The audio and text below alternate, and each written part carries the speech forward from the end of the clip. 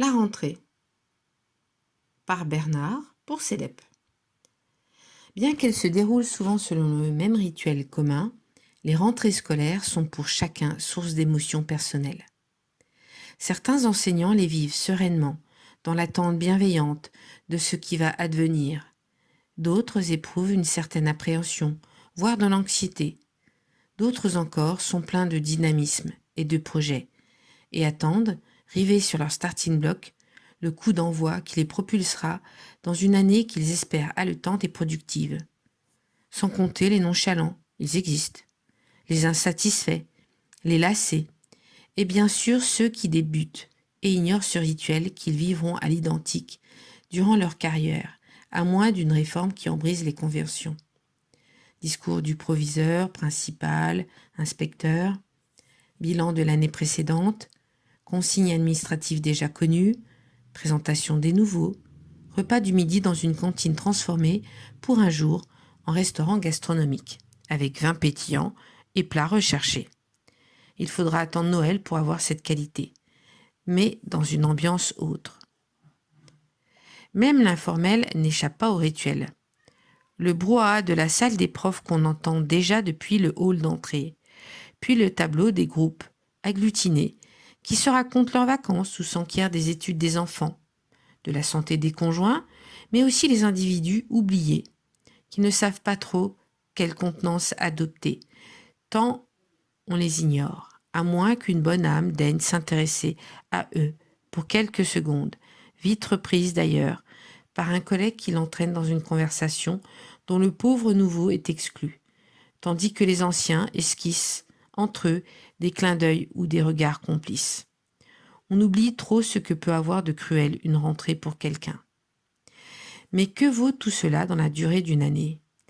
Une rentrée, n'est-ce pas la prise en charge des classes, les premières impressions, qui d'un côté comme de l'autre, élèves et enseignants, imprimeront leur marque pour l'année ?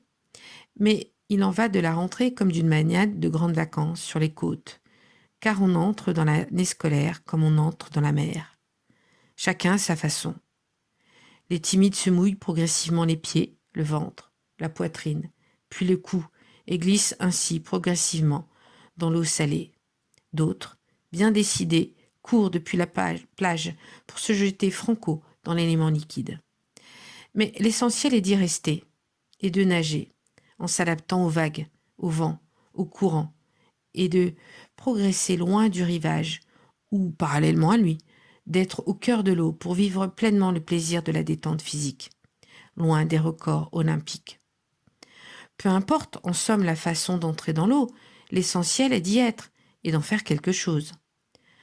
Et ce quelque chose d'essentiel, à nouveau, dans ce début d'année. C'est la prise de conscience que durant un an, nous devrons nous glisser dans une eau sans doute plus agitée et fatigante que celle des vacances, en fonction des classes ou des heures de la journée. Il s'agira de nager au cœur d'un élément beaucoup plus complexe que l'eau, c'est-à-dire au cœur d'une relation entretenue semaine après semaine, avec des enfants différents, pas toujours intéressés, fixés sur l'instant, qui ignorent à quel point ils sont travaillés par le temps et des influences qui les transforment. Si la biologie relève d'une involontaire fatalité, la maturation intellectuelle et morale, elle, relève des capacités de nos élèves à s'éveiller au travers de multiples rencontres, activités et sources d'intérêt, que l'intelligence et la sensibilité doivent travailler et façonner en une sorte d'architecture intérieure. Saurons-nous le leur faire sentir, ou mieux, le leur faire désirer ? Tâchons, à l'encontre des préjugés ambiants et des autoritarismes trompeurs que ne manqueront pas de véhiculer pouvoir et médias après un début d'été chaotique pour la réputation de la jeunesse, d'établir et de revendiquer cette relation humaine qui est la meilleure garantie du respect, de l'égalité, de la liberté et de la fraternité. Cette dernière valeur est très souvent négligée, par l'effacement de la figure du maître au profit de celle de formateur efficace. Alors oui, creusons ensemble, pour cette année, cette piste d'un lien possiblement rétabli entre les générations et permettons à nos enfants et jeunes de comprendre qu'ils peuvent eux aussi accueillir et partager nos valeurs de la République.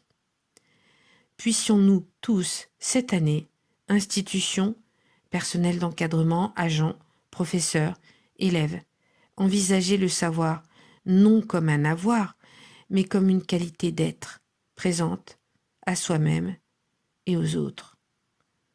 Bonne rentrée à tous.